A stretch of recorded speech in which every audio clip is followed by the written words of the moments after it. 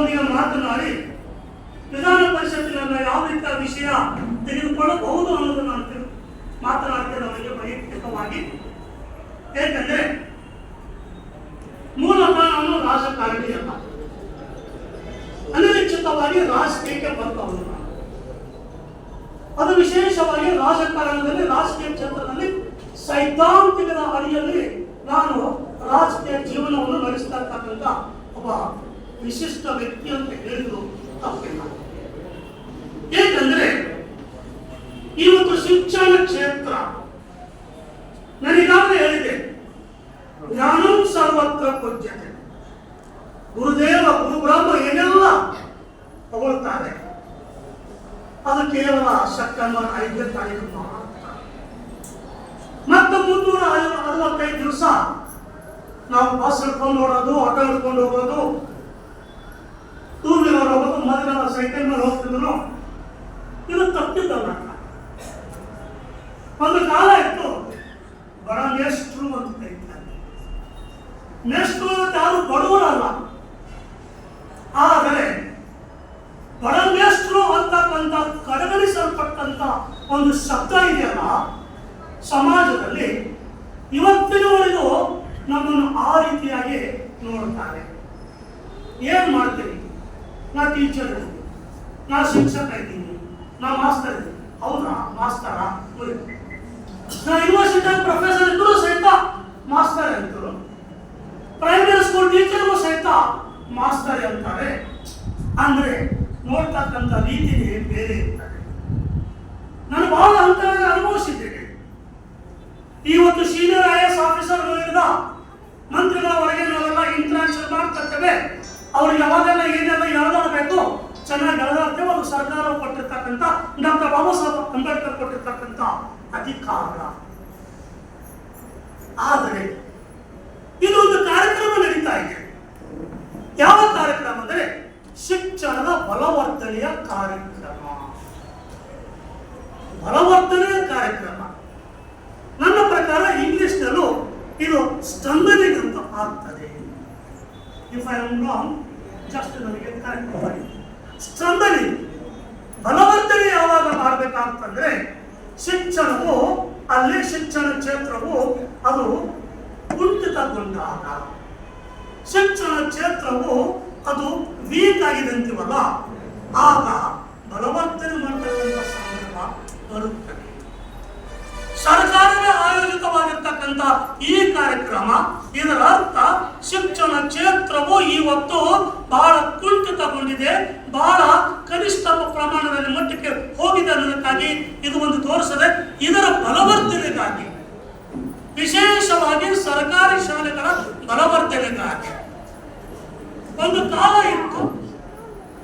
ಸರ್ಕಾರಿ ಶಾಲೆಗಳಲ್ಲಿ ಓದುವುದಂದರೆ ಇವತ್ತಿನವರೆಗೂ ಸಹ ಸರ್ಕಾರಿ ಶಾಲೆಗಳಲ್ಲಿ ಓದುವುದೇ ಒಂದು ಅವಕಾಶ ಅಂತ ನಾವು ತಗೊಳ್ತಾ ಇದ್ದೀವಿ. ಆದರೆ ಇವತ್ತು ಪಾಲಕರನ್ನು ಒಳಗೊಂಡು ಸರ್ಕಾರಿ ಶಾಲೆಗಳಿಗೆ ಓದುವುದು, ಕಲಿಸುವುದು ಅಂದರೆ ಅದು ಒಂದು ಪನಿಷ್ಮೆಂಟ್ ಅಂತ ತಗೊಳ್ತಾರೆ. ಲಾಸ್ಟ್ ಚಾಯ್ಸ್ ಸರ್ಕಾರಿ ಶಾಲೆಗಳಂದ್ರೆ ಲಾಸ್ಟ್ ಚಾಯ್ಸ್ ಅಂತ ತಗೊಳ್ತಾರೆ. ನಾನು ಸರ್ಕಾರಿ ಶಾಲೆಯಲ್ಲಿ ಹೋಗ್ತೇನೆ. 1981ರಲ್ಲಿ SLCಯಲ್ಲಿ 3 ಜನ SLC ಪಾಸ್ ಆಗಿದ್ರು. 3 ಜನ ನಮ್ಮ ಶಾಲೆಯಲ್ಲಿ. ಆ 3 ಜನ ಥರ್ಡ್ ಕ್ಲಾಸ್ ಪಾಸ್ ಆಗಿದ್ರು. ಆ 3 ಥರ್ಡ್ ಕ್ಲಾಸ್ ನಲ್ಲಿ ನಾನು ಒಬ್ಬ ಥರ್ಡ್ ಕ್ಲಾಸು 45% ತಗೊಂಡಿದ್ದೆ. ಅದೇ 45% ತಗೊಂಡಿರ್ತಕ್ಕಂಥ ಸರ್ಕಾರಿ ಶಾಲೆಯಲ್ಲಿ ಓದಿರ್ತಕ್ಕಂಥ ಒಬ್ಬ ವಿದ್ಯಾರ್ಥಿ ವಿಶ್ವವಿದ್ಯಾಲಯದಲ್ಲಿ ಚಿನ್ನದ ಪದಕ, ಫಸ್ಟ್ ರ್ಯಾಂಕ್ ಬಂದು ಗೋಲ್ಡ್ ಮೆಡಲ್ ತಗೊಳ್ತಾನೆ. ಗವರ್ನರ್ ಇಂದ ಚಿನ್ನದ ಪದಕ ಹಾಕೊಳ್ತಾನೆ. ಮತ್ತೆ ಅದೇ ಗೌರವಾನ್ವಿತ ಗವರ್ನರ್ ಮುಖಾಂತರ ಶಿಕ್ಷಣ ಕ್ಷೇತ್ರದಿಂದ ಒಂದೇ ಇರುತ್ತದೆ. ಶಿಕ್ಷಣ ಕ್ಷೇತ್ರಕ್ಕೆ ಒಂದೇ ನಾಮಿನೇಟೆಡ್ ವಿಧಾನ ಪರಿಷತ್ಗೆ ಹೋಗ್ತಾನೆ. ಅದೇ ಸರ್ಕಾರಿ ಶಾಲೆ ಓದಿರ್ತಕ್ಕಂಥ ಪವಾರ್ ಸಾಹೇಬ್ ಇವತ್ತು IAS KS ಆಫೀಸರ್ ತಗೊಂಡ್ರೆ, ವಿಶ್ವವಿದ್ಯಾಲಯದಲ್ಲಿ ಕೆಲಸ ಮಾಡ್ತಕ್ಕಂಥ ದೊಡ್ಡ ದೊಡ್ಡ ಪ್ರಾಧ್ಯಾಪಕರು ಕೇಳ್ಕೊಡ್ರಿ, ಅವರು ಓದಿದ್ದು ಸರ್ಕಾರಿ ಶಾಲೆಗಳಲ್ಲಿ ಓದಿರ್ತಾರೆ. ನಮ್ಮ ನಿಮ್ಮಂತ ಎಲ್ಲ ಶಿಕ್ಷಕರ ಕೈಯಲ್ಲಿ ಓದಿರುತ್ತಾರೆ. ನಾನು ಬೆಳಗಾವಿಯಲ್ಲಿ ಇದ್ದಾಗ ಬೆಳಗಾವಿ ಅಧಿವೇಶನ ನಡೀತಿರ್ಬೇಕಾದಾಗ ಈ ಹಿಂದಿನ ವರ್ಷ ಅದಕ್ಕಿಂತ ಹಿಂದಿನ ವರ್ಷದಲ್ಲಿ ಒಂದು ವಿಷಯ ತೆಗೆದುಕೊಂಡಿದ್ದೇನೆ. ಏನು ವಿಷಯ ತೆಗೆದುಕೊಂಡಿದೆ ಅಂದ್ರೆ, BO ಆಫೀಸ್ಗಳಿಗೆ ಹೋದಾಗ ಶಿಕ್ಷಕರಿಗೆ BOಗಳು ಮತ್ತು BOಗಳ ಕಚೇರಿಗಳಲ್ಲಿ ಕೆಲಸ ನಾನು ನೇರವಾಗಿ ಮಾತಾಡ್ತಾ ಇದ್ದೇನೆ. ಕೆಲವರು BOಗಳ ಡಿಡಿಪಿಗಳ ಏಜೆಂಟರು ಸಹ ಇಲ್ಲಿದ್ದಾರೆ, ಅದು ನನಗೆ ಗೊತ್ತಿದೆ. ಅವರಿಗೆ ಬಹುಪರ ಅಂತಕ್ಕಂಥದ್ದೇ ನಾವೊಂದು ದೊಡ್ಡ ಸಾಧನೆ ಅಂತ ನಾವು ತಿಳ್ಕೊಂಡಿದ್ದೇವೆ ಅಂತವ್ರ ಬಗ್ಗೆ ನಾನು ಹೇಳ್ಕೊಂಡು ನೇರವಾಗಿ ಶಿಕ್ಷಣ ಮಾಡ್ತಕ್ಕಂಥ ಪಾಠ ಮಾಡ್ತಕ್ಕಂಥ ಶಿಕ್ಷಕರ ಕುರಿತು ಮಾತಾಡ್ತೇನೆ. ಅವರು BO ಆಫೀಸ್ಗಳಿಗೆ ಹೋದಾಗ ಟೇಬಲ್ ಮೇಲೆ ಕಾಲಿಟ್ಟು ಅಥವಾ ಟೇಬಲ್ ಎದುರುಗಡೆ ಶಿಕ್ಷಕರನ್ನು ನಿಲ್ಲಿಸಿ ಅಲ್ಲಿರ್ತಕ್ಕಂಥ BO ಮತ್ತು ಕ್ಲರ್ಕ್ಗಳು ಮಾತನಾಡ್ತಾರೆ. ಇದು ಯಾವ ರೀತಿಯಾಗಿರ್ತಕ್ಕಂಥ BOಗಳು ಮತ್ತು ಅವರ ಸಿಬ್ಬಂದಿ ಮತ್ತು ಶಿಕ್ಷಕರಿಗೆ ಕೊಡ್ತಕ್ಕಂಥ ಯಾವ ರೀತಿಯಾಗಿರ್ತಕ್ಕಂಥ ಗೌರವ ಅಂತ ನಾನು ಕೇಳಿದ್ದೆ. ಅದು ಬಹಳ ವೈರಲ್ ಆಗಿತ್ತು. ನಮ್ಮ ಸೊರಟರಿಗೆ ಗೊತ್ತಿರಬೇಕು ವಿಷಯ.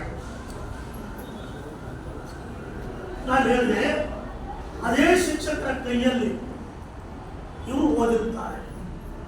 ನಮಗೆ ಇನ್ಕ್ರಿಮೆಂಟ್ ಬಂದಿಲ್ಲ, ನಮಗೆ ಪ್ರಮೋಷನ್ ಸಿಕ್ತಿಲ್ಲ, ಪೆನ್ಷನ್ ಸಿಕ್ತಿಲ್ಲ, ಯಾವುದೋ ಒಂದು ಶಿಕ್ಷಕರ ಕಾರಣಗಳಿಗಾಗಿ ನಮ್ಮ ಶಿಕ್ಷಕರು ಆ ಕಚೇರಿಗಳಿಗೆ ಹೋಗ್ತಾರೆ.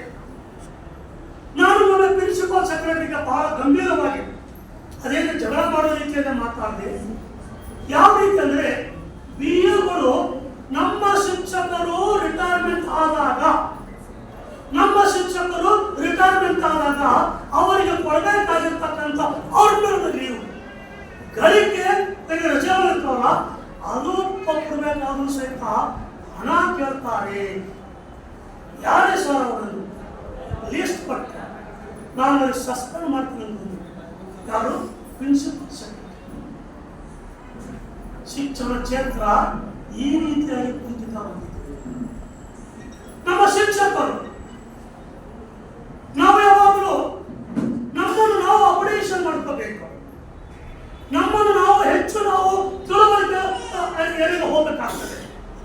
ಶಿಕ್ಷಕರೇ ಓದದೇ ಇದ್ದರೆ ನಮ್ಮ ಕೈಯಲ್ಲಿ ಓದ್ತಕ್ಕಂಥ ವಿದ್ಯಾರ್ಥಿಗಳು ಯಾವಾಗ ಓದ್ತಾರೆ, ಯಾಕೆ ಓದ್ತಾರೆ? ನಾವು ಓದಬೇಕು ತಾನೇ. ಇವತ್ತು ಒಂದು ಸರ್ವೆ ಮಾಡಿದಾಗ ನಿನ್ನೆ ಒಂದು ಪೇಪರ್ ಐಟಮ್ ನೋಡಿದೆ, ನಾನು ನ್ಯೂಸ್ ಐಟಮ್ ನೋಡಿದೆ. ಗಣಿತವನ್ನು ಪಾಠ ಮಾಡ್ತಕ್ಕಂಥ ಶಿಕ್ಷಕರಿಗೆ 80% ಗಣಿತ ಶಿಕ್ಷಕರಿಗೆ ಗಣಿತವೇ ಬರುವುದಿಲ್ಲಂತೆ, ಲೆಕ್ಕನೇ ಬರೋದಿಲ್ಲಂತೆ.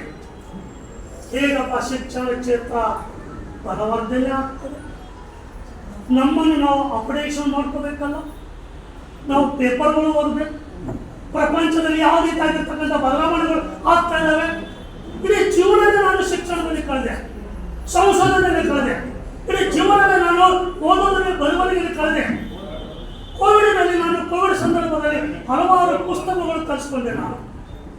ಪುಸ್ತಕಗಳು ತರಿಸ್ಕೊಂಡು ನಾವು ಓದ್ತಾ ಇರ್ತೀನಿ. ಇವತ್ತಿನವರೆಗೂ ನಾನು ವಿಧಾನ ಪರಿಷತ್ ಸದಸ್ಯನಾದರೂ ಸಹಿತ, ಶಾಸಕನಾಗಿದ್ದರೂ ಸಹಿತ, ನಾನು ಮನೆಯಲ್ಲಿ ಇದ್ದರೆ, ಮನೆ ಒಳಗೆ ಇದ್ದರೆ ಬೆಳಗ್ಗೆ 7 ಗಂಟೆಯಿಂದ ರಾತ್ರಿ 11 ಗಂಟೆವರೆಗೆ ನಾನು ಕೆಲಸ ಮಾಡ್ತಾ ಇರ್ತೀನಿ, ಓದ್ತಾ ಇರ್ತೀನಿ, ಬರ್ತಾ ಇರ್ತೀನಿ. ಅಂದರೆ ಜ್ಞಾನ ಅಂತಕ್ಕಂಥದ್ದು ಸಮುದ್ರದ ಸ್ಥಿತಿ. ನಾವು ಎಷ್ಟು ತಿಳ್ಕೊಳ್ತೀವೋ, ಎಷ್ಟು ಅರಿವಿಸ್ಕೊಳ್ತೀವೋ ಅಷ್ಟು ನಾವು ವಿದ್ಯಾರ್ಥಿಗಳಿಗೆ ಕೊಡಲು ಸಾಧ್ಯವಾಗ್ತದೆ. ಅಂದರೆ ನಮ್ಮ ಶಿಕ್ಷಕರು ನಾವಲ್ಲಿ ಅಪ್ಡೇಷನ್ ಆಗಬೇಕಾಗ್ತದೆ. ನಮ್ಮ ಶಿಕ್ಷಕರು ಜ್ಞಾನವರ್ಧನೆ ಆಗಬೇಕಾಗ್ತದೆ. ಶಿಕ್ಷಕರು ಜ್ಞಾನವರ್ಧನೆ ಆದಾಗ ಮಾತ್ರ ನಾವು ಶಿಕ್ಷಣದ ಬಗ್ಗೆ ಅಲ್ಲಿ ಹೆಚ್ಚಿನ ಕಾಳಜಿ ತೋರಿಸಲು ಸಾಧ್ಯವಾಗ್ತದೆ. ನಮ್ಮ ಕೈಯಲ್ಲಿ ಓದ್ತಕ್ಕಂಥವರು. ಏಕೆಂದರೆ 2 ಉದಾಹರಣೆ ಕೊಟ್ಟು ನನ್ನ ಮಾತು ಮುಗಿಸ್ತೇನೆ.